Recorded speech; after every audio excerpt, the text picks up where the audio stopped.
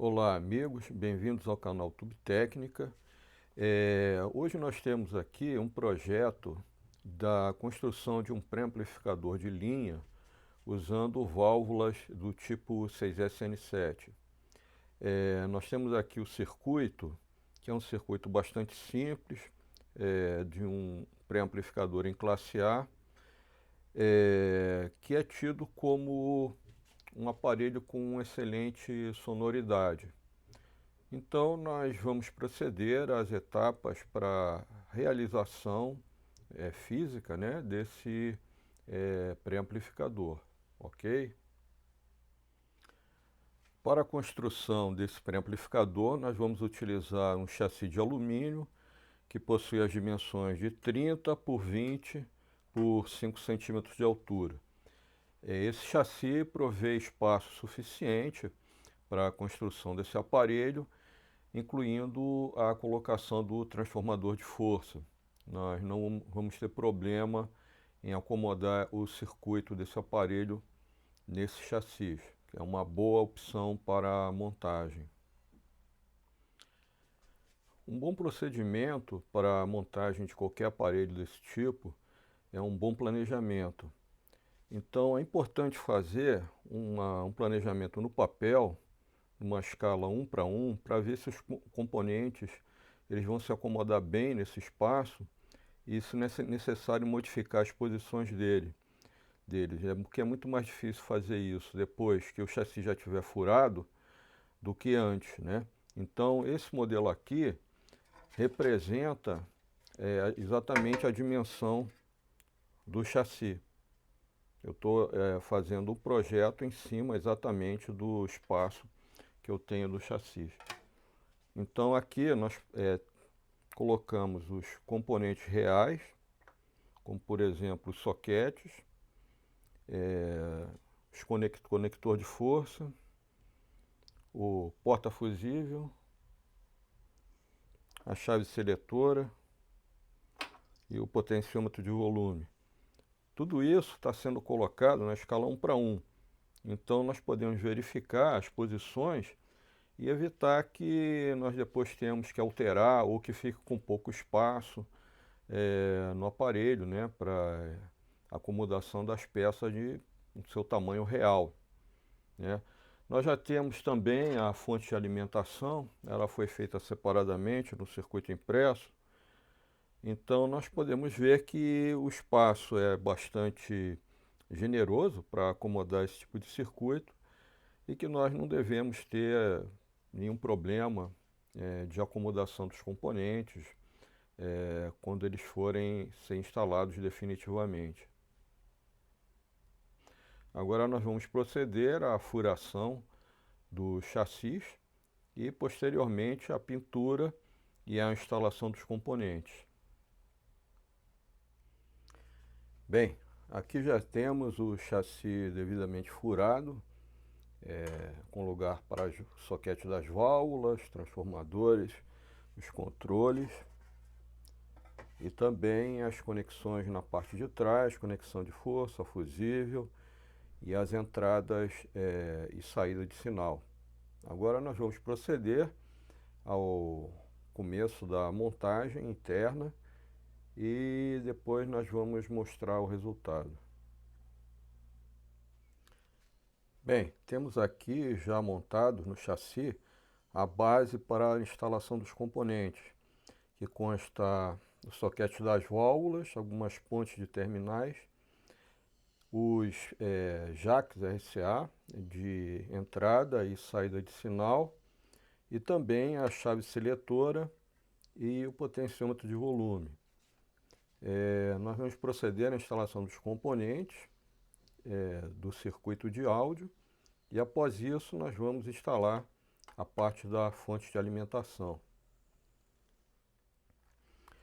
Um item importante dessa montagem é a utilização da barra ônibus, né, que é esse fio, essa fiação de cobre grossa, na qual todas as conexões à terra são conectadas.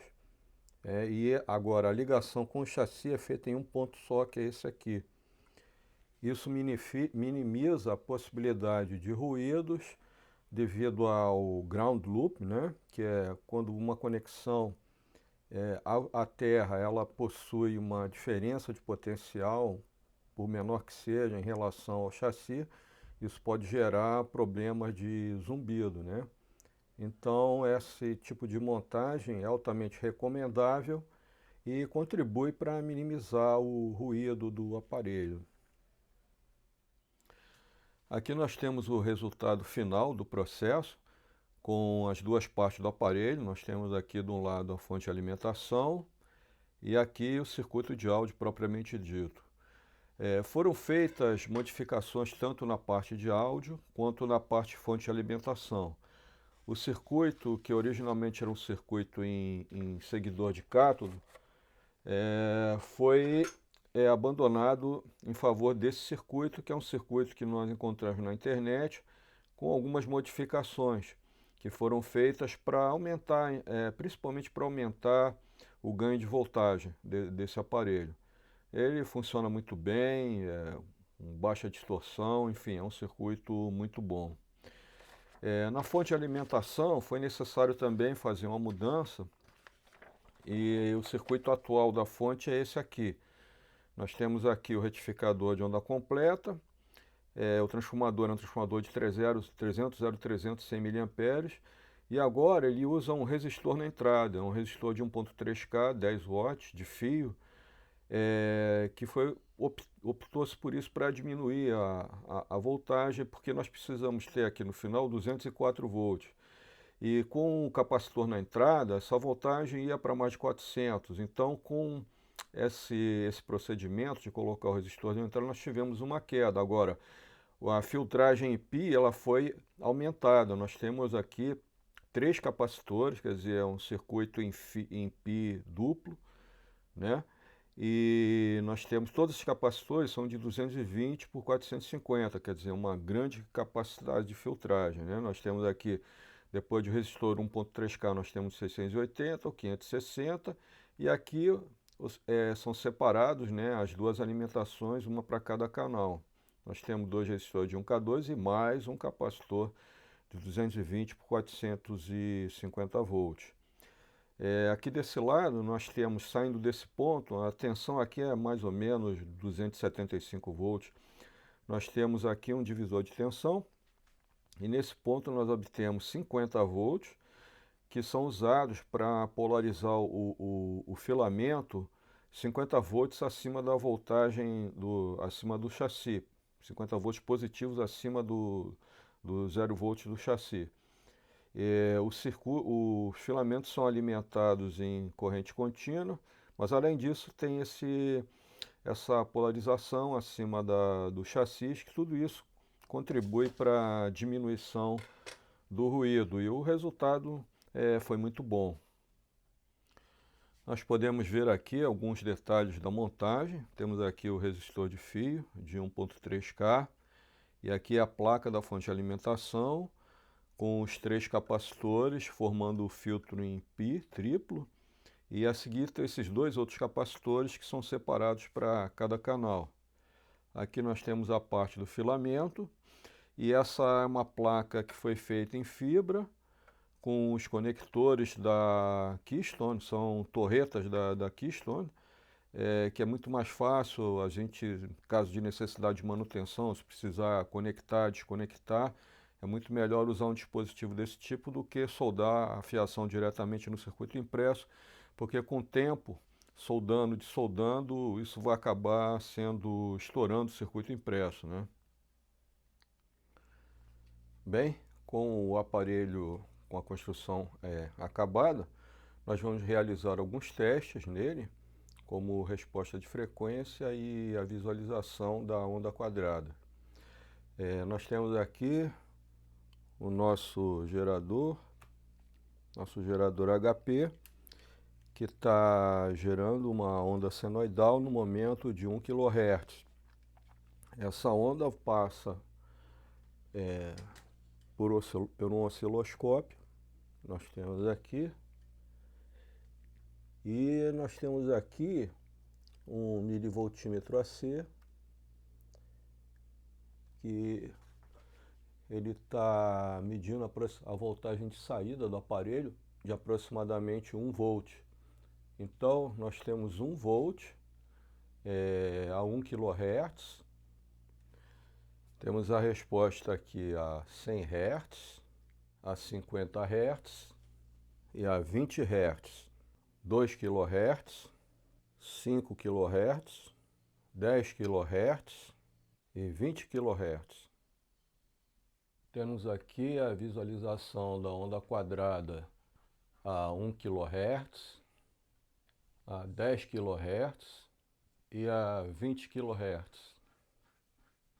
Como se pode ver, o aparelho tem uma resposta bem linear e toda a sua parte de alta frequência tem uma resposta extremamente boa, com a capacidade muito além da faixa de áudio, como nós podemos ver com as ondas quadradas. A resposta desse aparelho vai no mínimo até 100 kHz, provavelmente muito mais. A uniformidade da resposta com onda senoidal, ela foi muito grande também.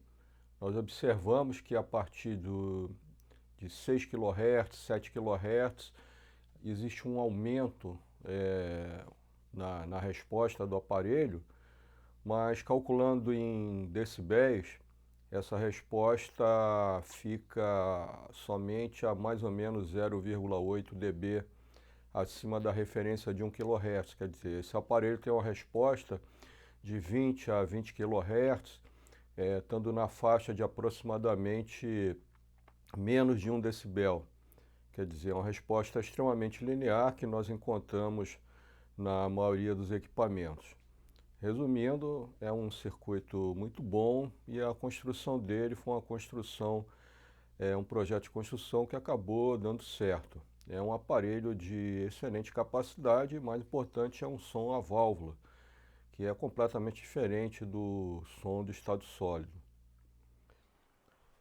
Bom, meus amigos, nós vamos encerrar esse vídeo mais uma vez com a demonstração da sonoridade do equipamento. Esperamos que vocês tenham gostado do vídeo, agradecemos a visita e voltem sempre.